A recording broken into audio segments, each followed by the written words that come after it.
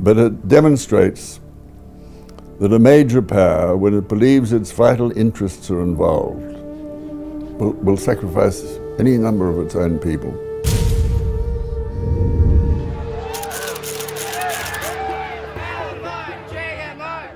Now, on false flags, so when did you first discover that the Gulf of Tonkin was a fraudulent thing? Well, there were allegations at the time, but doing the research for my book really brought this out into the open in a major way.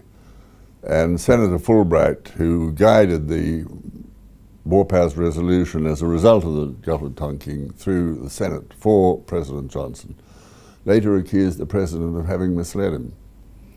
Now, if he was going to mislead one of his own most senior senators, he certainly wasn't going to hesitate about leading Prime Minister Harold Holt.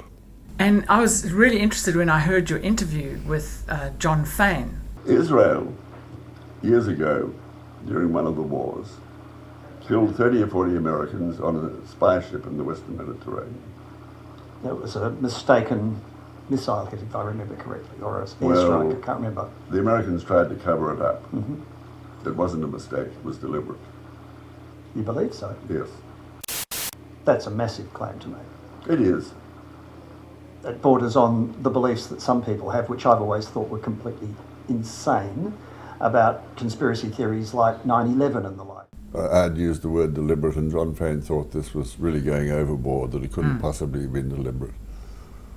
But I have no doubt in my own mind that the United States had decided that if it were proven that quite deliberately Israeli ships and aircraft had attacked USS Liberty, that it would not be possible to sustain the unquestioning support for Israel that America had provided. And Dean Rusk, I think Jesse Helms, a number of others, Admiral Mora, who was a significant person in the American Navy, I think in charge of the Mediterranean Fleet at the time, and others have all said, in spite of the official inquiries saying it was all an accident, they don't deny it happened, they say it was an accident, but 34 Americans were killed and over 70 wounded. The senior people I mentioned said no, it was no accident.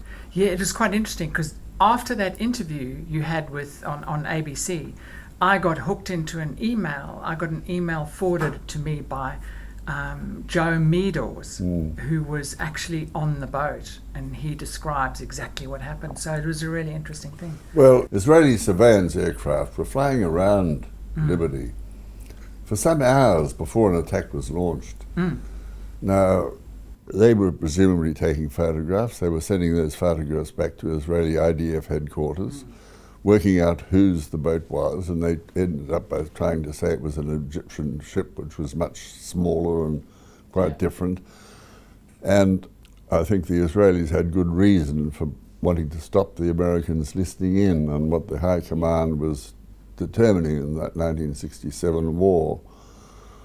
You know, the commander of the Mediterranean Fleet had ordered fighters to be dispatched from the aircraft carrier to defend Liberty. But then you would have had American aircraft shooting down Israeli aircraft. And so what was a pending disaster for Israeli-American relations was getting worse and worse. McNamara must have been aware, he would have been alerted to the difficulty that Liberty was in because he'd been under attack and under surveillance for quite some time. And he was presumably in some command headquarters in the Pentagon or in the White House at the time. But as soon as he heard those aircraft had been dispatched, he ordered they be returned, not to defend Liberty. And later it was said they were ordered to be returned because they were the wrong aircraft, they were ones who were nuclear armed. Now, that is just not credible. The whole incident had to be contained, and the only way you could possibly contain it is by having official inquiries saying that it was all accidental. But it demonstrates that a major power, when it believes its vital interests are involved, will sacrifice any number of its own people. Yeah. to preserve that vital interest. And that says something about the power. Can I ask you one or two things about 9/11? Yeah? Because in your book you said that they were taken by surprise.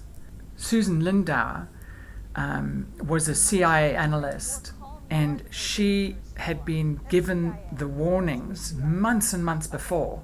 She was instructed to ask the Iraqis, do you know of this plan to hijack aircraft?